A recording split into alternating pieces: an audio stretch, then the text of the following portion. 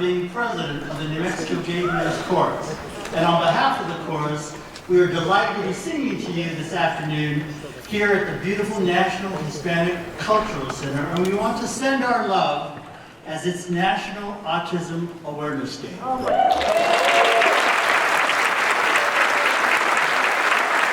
name is Jerry Matthews, and I'm honored to be the chair of the board for the New Mexico JVS Chorus. And I'm also honored to work with an amazing group on my board who have helped do a lot of work to bring these productions to the stage, and we couldn't do without them. And so we're grateful for that. We're very excited about this, our 42nd season. Who all was here for our production of Scrooge the Musical? This season has been all about things new, and that was the first time we'd ever brought a stage production to a concert setting, and it was wonderful. This June, we're also going to be doing something brand new. We're going to Popejoy for the very first time. Really excited to be doing the Southwest premiere of Christopher Tin's To Shiver the Sky. And then this concert is also, you probably have guessed, it's a little different and something unique as well. It's the first time the chorus has done a concert dedicated to one band, and I think you know who that band is.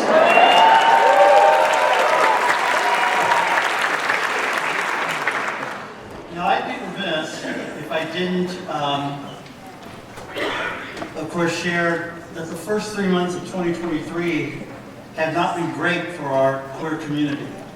With all of the anti-LGBTQ, anti-trans, and anti-drag queen legislation, we want all of you to know that this afternoon, our chorus, in response, is going to be reminded of our motto, and that's changing the world through music.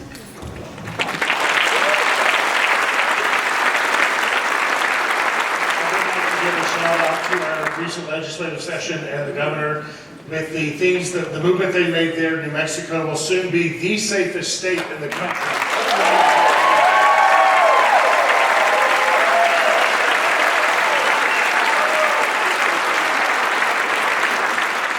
I also want to take a moment and acknowledge our wonderful sponsors.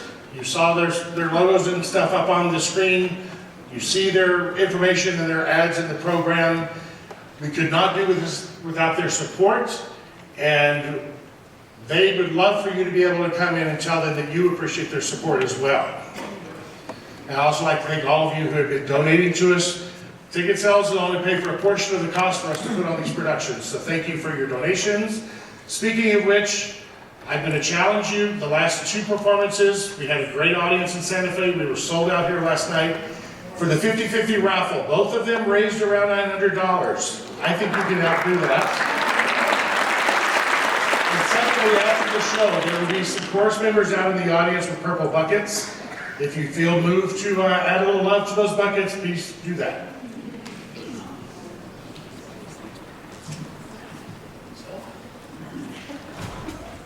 By the way, this is, although I see a couple of empty seats, we are officially sold out today.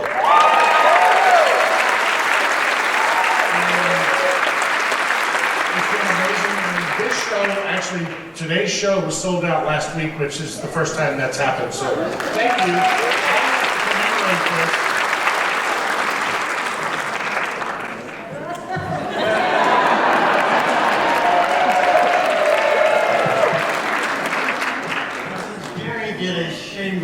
Plug. I get to do 2 plugs. The first is if you, or you know somebody, or there's some person out there that would love to sing and join our chorus, we would love to have you.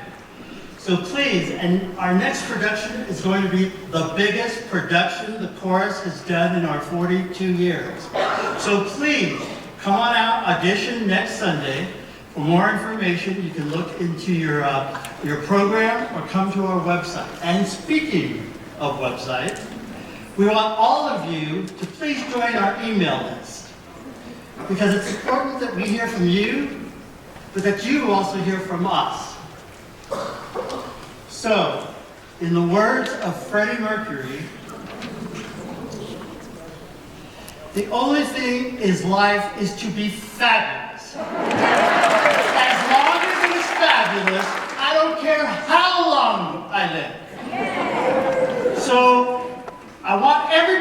here to feel free to sing, to dance, to stop.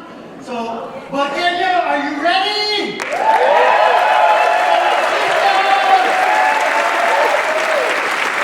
And now, our extraordinary artistic director, Aaron Howe. Proudly presents to you our sellout crowd. The show must go on.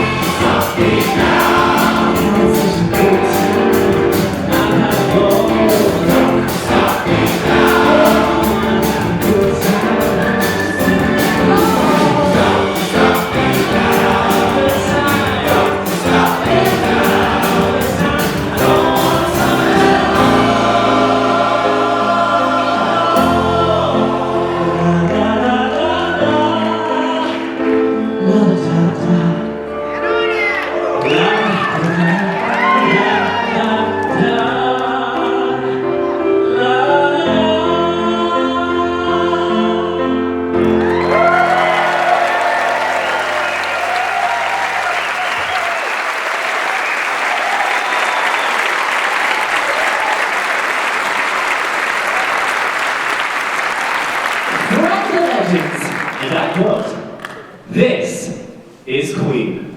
This is our music. This is us. This is how we present ourselves. We are four equal interwoven parts, and it is up to you to interpret it. I want it all, and I want it now." Yours truly, Freddie Mercury, Brian May, Roger Taylor, and John Deacon.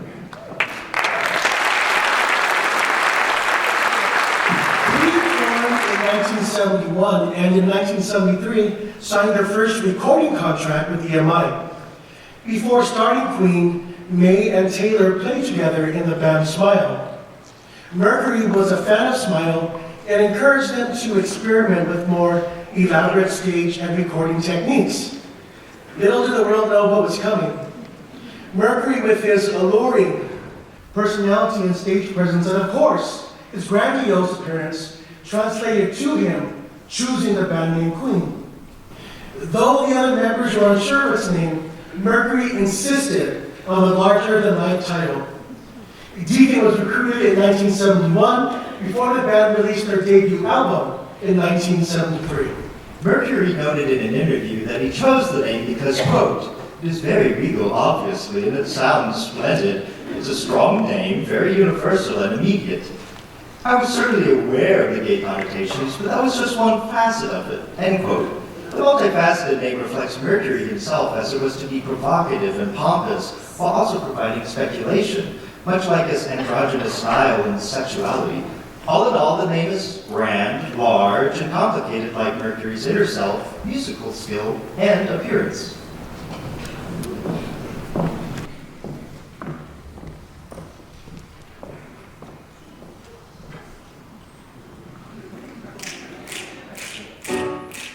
She keeps a Moet shadow in a pretty cabinet. Let them eat cake, she says, just like Marie Antoinette. A built-in remedy for Khrushchev and Kennedy. Anytime and invitation you can find. Caviar,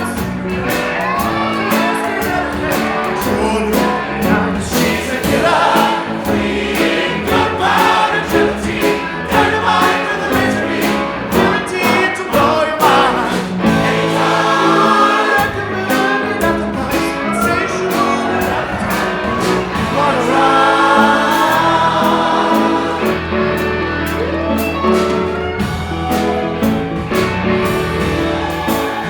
Avoid complication, she never kept the same address. In conversation, she spoke just like a baroness. And China, and Geisha China, and Japanese You can naturally from Paris, because she couldn't care less.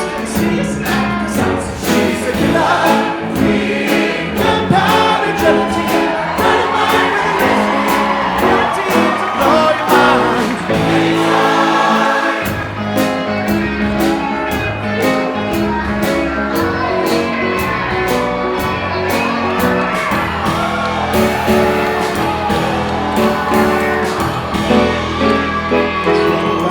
She's as running eyes, playful as a pussycat, momentarily out of action, temporarily out of fashion. She loves every life she's out to get you.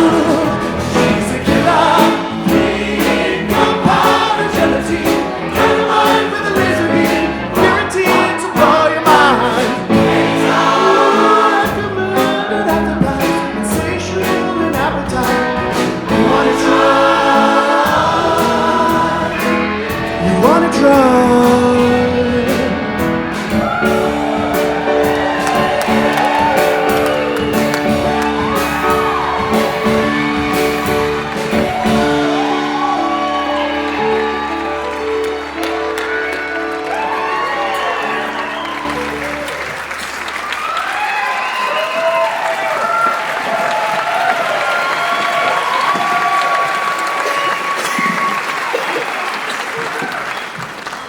The place, Montreux, Switzerland, June 2002.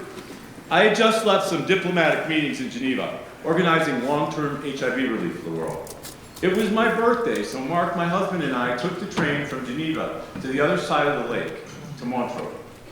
And we were greeted by a larger-than-life statue of Freddie Mercury. Wait, so this is decidedly more pop and less restrained than one comes to expect from a proper Swiss village. So I knew there'd been recording in the studios there, and Montreux was indeed where Queen recorded. And it's also where Freddie lived most of the time, most of his life, following his HIV diagnosis in 1987. So I've been a gay activist and HIV activist for most of my adult life.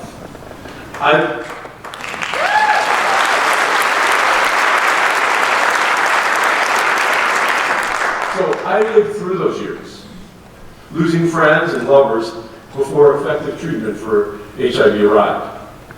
Freddie was not so easy to put into our crew. Bisexual, announcing his HIV status right before his death in 1991. You know, at the time, we wanted our heroes out, loud, red ribbon wearing martyrs. And Freddie wasn't down for that. So, the very stolid, proper Swiss put up a statue. They loved him. So I thought about my work as an activist. What's the point? Here's the point. That people can live their lives as they will, with whom they love, where they like, until they die. Amen.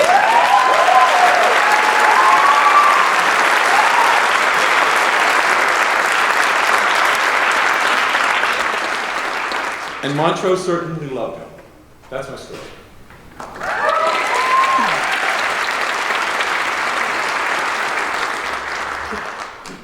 I knew I was different from an early age. I didn't quite fit the mold of a straight, firstborn Hispanic Catholic son. I was destined to have a wife and 2.5 kids, be the star athlete, but it just wasn't in the cards for me. In grade school, I became aware that I was attracted to other boys, but coming from a traditional machismo upbringing, boys who like boys was a sin. At 10 years old, my dad died tragically, and I was now considered the man of the house, but I didn't know what it meant to be a man in the traditional sense. I decided to immerse myself in church, hoping to pray the gay away, but the more that I prayed and went to church, the more ridicule I got in life. I was bullied every single day, and I had absolutely nobody to turn to. So I asked God, why did you make me this way? What did I do that now I am considered a fag? I never got an answer. So in my 20s, I gave up on God, I came out, and started to live a life how I perceived a gay man should live. And that was going out, drinking way too much, drugs, hopping from one guy to the next. That lifestyle is so hard to maintain, and the game, it gets old pretty fast. I found myself in my 30s at literal rock bottom. And my brother had his first son, and something changed within me. I realized that I had to do better and be better for not just my nephew, but all those people that stuck behind me during the really hard times. I also had this unfamiliar tugging at my heart, and it was ironically God. For the first time ever, I had this open, intimate relationship with him. I no longer felt ashamed for who I was. I realized that I was not a mistake. I have a purpose. I am loved, but most importantly, I love myself. Look, I am a firstborn Hispanic Catholic son who happens to be gay. I am not ashamed. I am blessed. This is my story.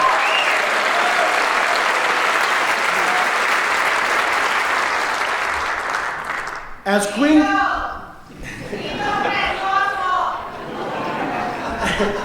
Queen began to dive deep into their own personal stories, allowing their loves and obsessions to be portrayed in video form, out came the famous bicycle race. Woo!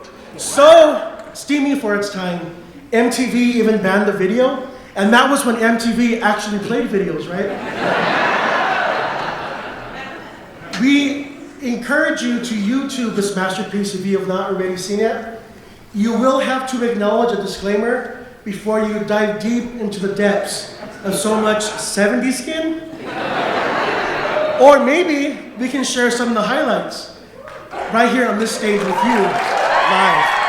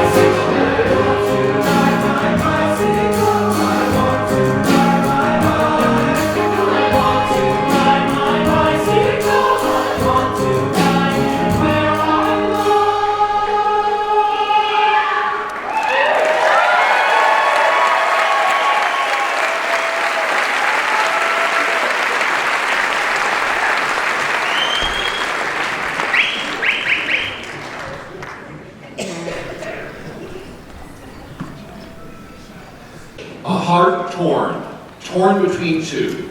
Do I want him or do I want you? His hands on my hips, but your name rolls off my lips. Torn between love and passion, my heart slowly rips. I'm losing grip, but I force myself to hold on. I don't know why I can't, except you're already gone. He says he loves me, but that's not true. There's no love like the one I had for you.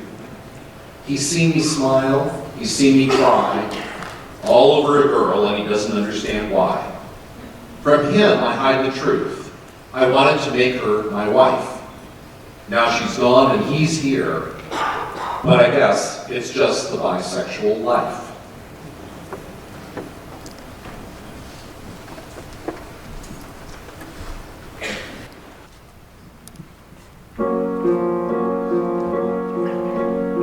Open up your mind and let me step inside. Let's go be with head and let your heart decide. It's so easy when you know the rules. It's so easy. All you have to do is fall in love. Play the game. Everybody play the game of love.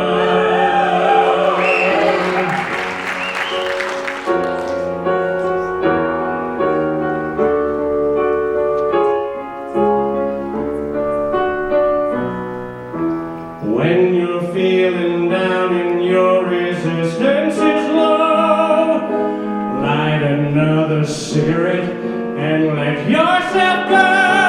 This is your life. Don't play hard to get. This is your life. Don't play hard to get. Fall in love, play the game. Everybody play the game.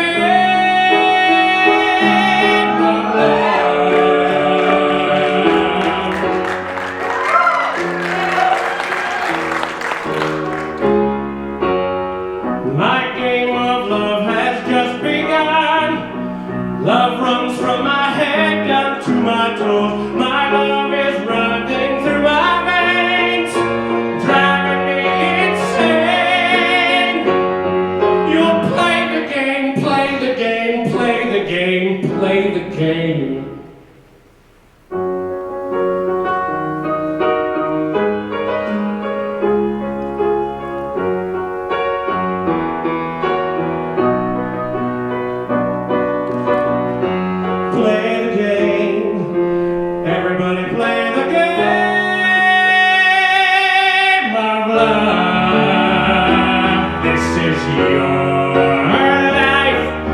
Don't play hard to get.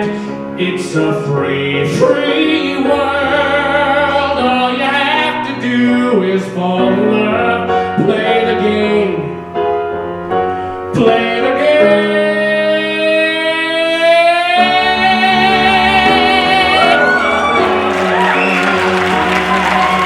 Don't play hard to get. This a free, free world. All you have to do is fall in love. Play the game. Everybody play the game of love, of love. Play the game of love, of love. Play the game, play the game, play the game of love.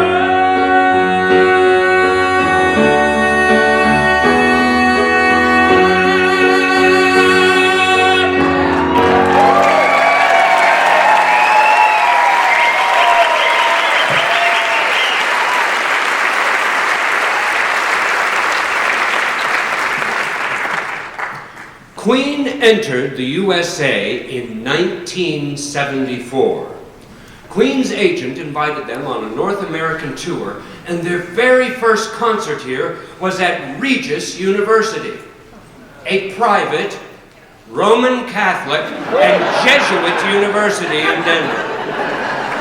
Tickets were available for $7.50. It is hard to think that Queen was not a huge hit when they first entered the States. Not every year was in tune with the new and different sound that Queen had. Of course, we all know better now. Queen did not strike a true honoring in the US until the release of the album, The Game. Now, on this same tour, America had an opportunity to witness firsthand the outrageously fabulous song we are about to sing. And, in true NMGMC style, take a listen to a twist we've added just for you.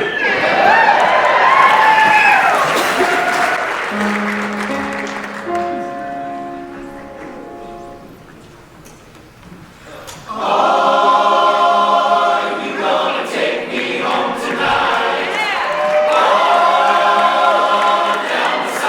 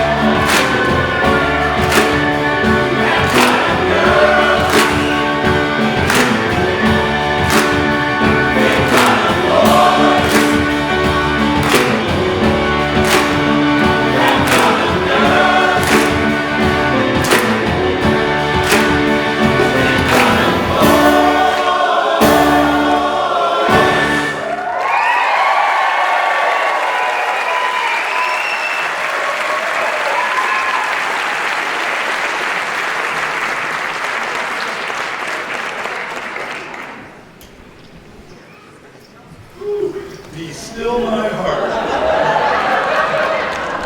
Those thick-bottomed boys, they always break the sweat. That was great, huh?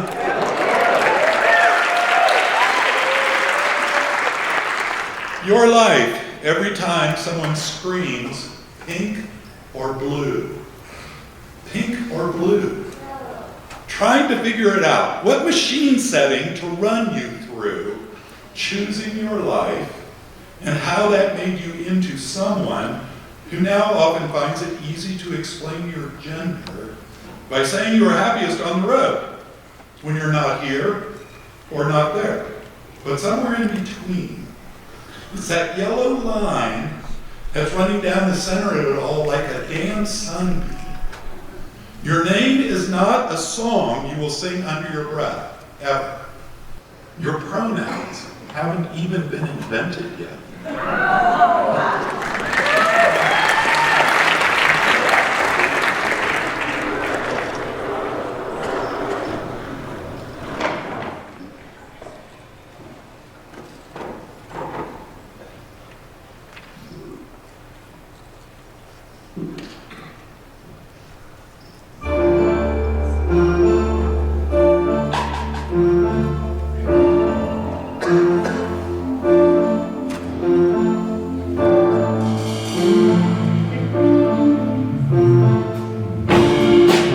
outside temperature rises,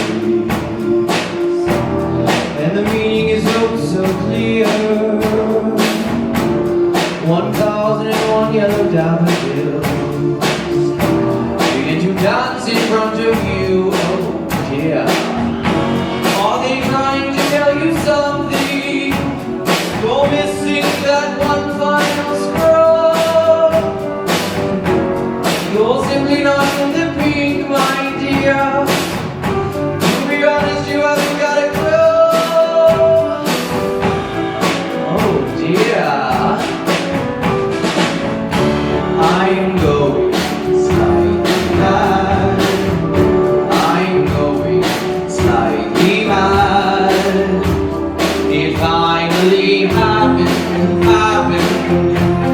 It finally happened. Oh, it finally happened.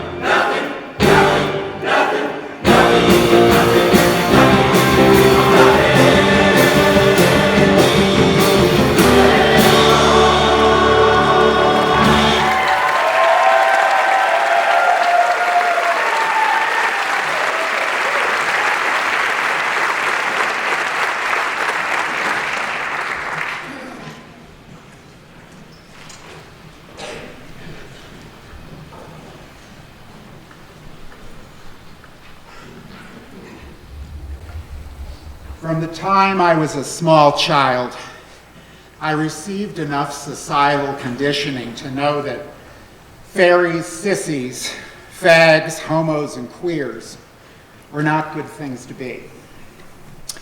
The fundamental truth for me as a teenager and young adult was that from the age of 7 or 8, I knew I was all those things.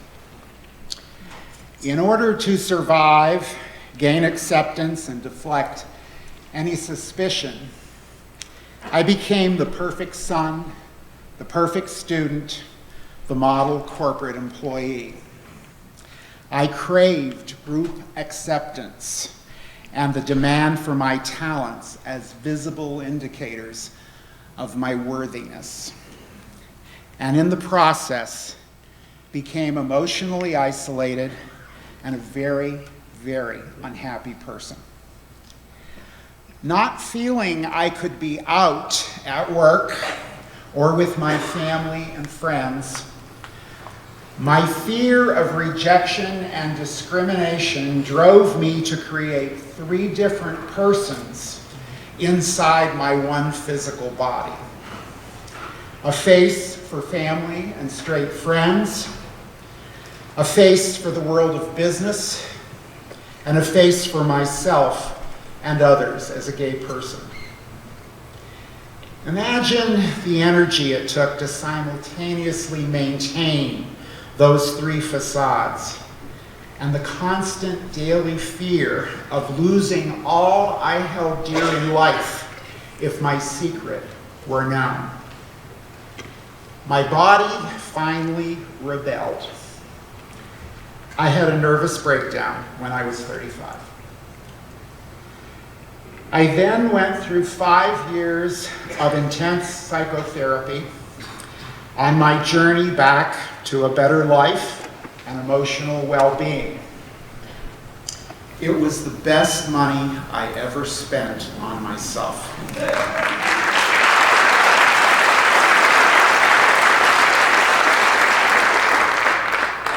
In the end, I knew I did not deserve the shame I felt. I had to come out as a gay man, win, lose, or draw.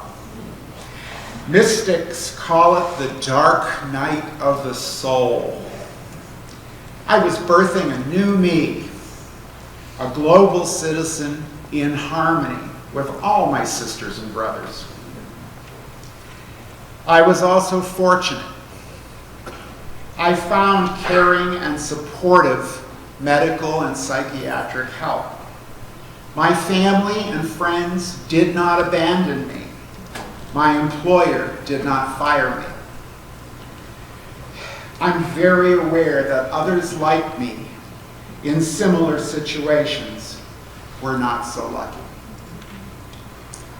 My life truly went from one of darkness to one of light. You see, 33 years ago, I met a wonderful man. Dr. Edwin Light and I are still partners in life and love.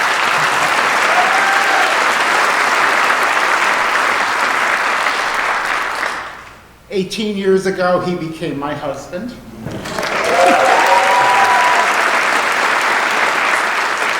That was 1 month after equal marriage became legal in Massachusetts, where we got married. I am a happy and I am a fulfilled man. This is my story.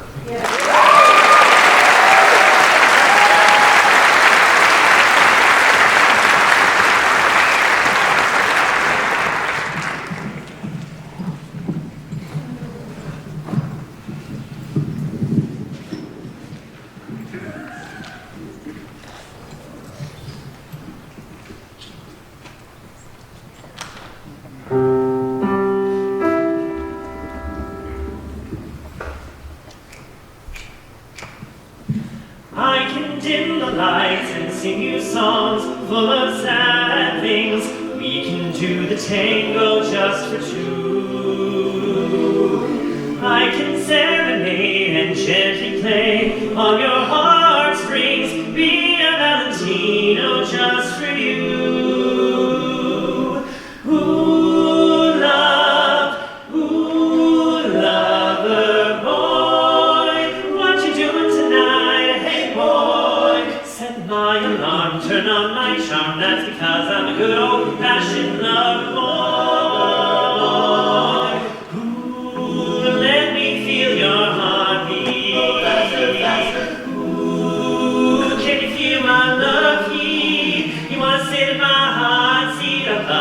Tell me how do you feel right after all? I'd like for you tonight to go romantic. Say the word, your wish is my command. Ooh, lover boy, what you doing tonight? Hey boy, write my letter, feel much better. Use my fancy patter on the telephone. When I'm not with you, think of you always. I miss you. When I'm not with you, think of me always. Love you, love you. Hey boy, where'd you get from? Hey boy, where did you go? I learned my passion in the good old-fashioned school of love boys. Dining at the Ritz, we'll meet at 9 precisely. I will pay the bill, you taste the wine. Driving back in style in my saloon will do quite nicely. Just take me back to yours, that will be fine. Come on and get it. Ooh, lover boy, what you doing tonight? Hey boy, everything's alright, just hold on tight. That's because I'm a good old-fashioned fashion lover boy. Fashion lover boy.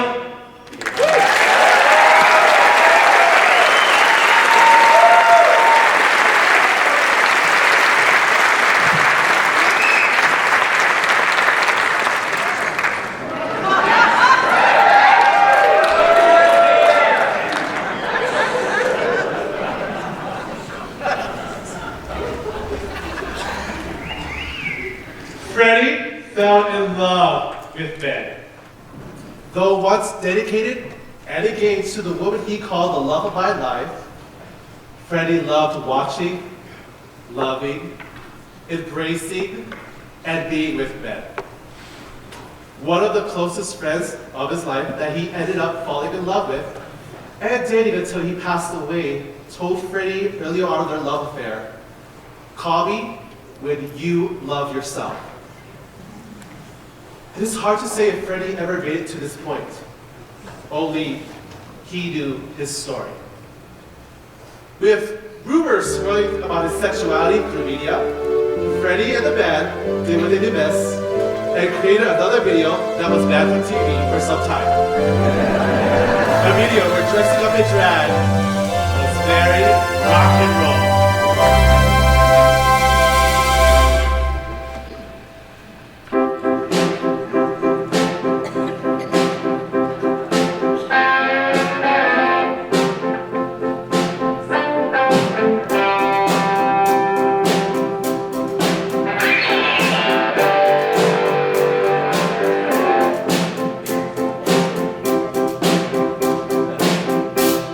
I want to break free.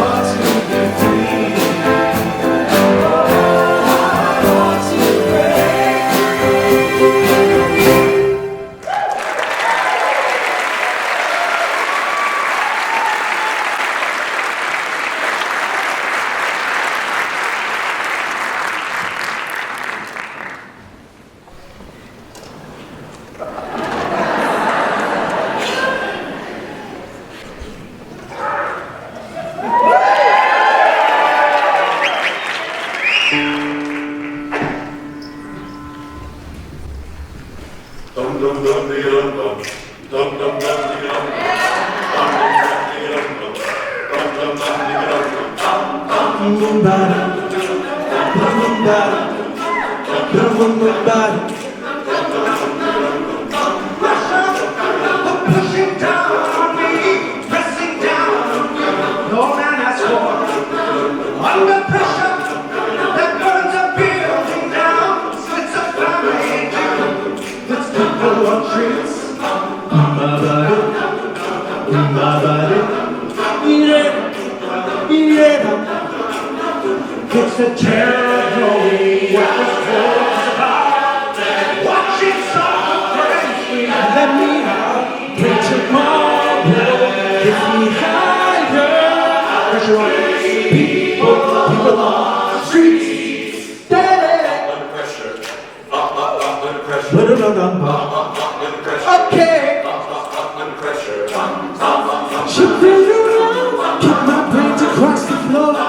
These are the days I never wait for the airport.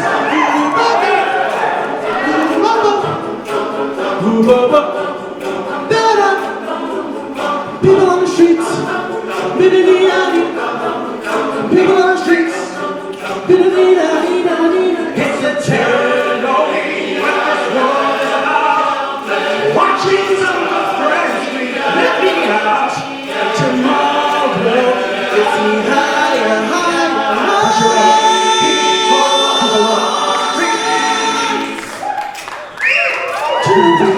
From it all, like a blind man. Sat on the fence, but it don't work.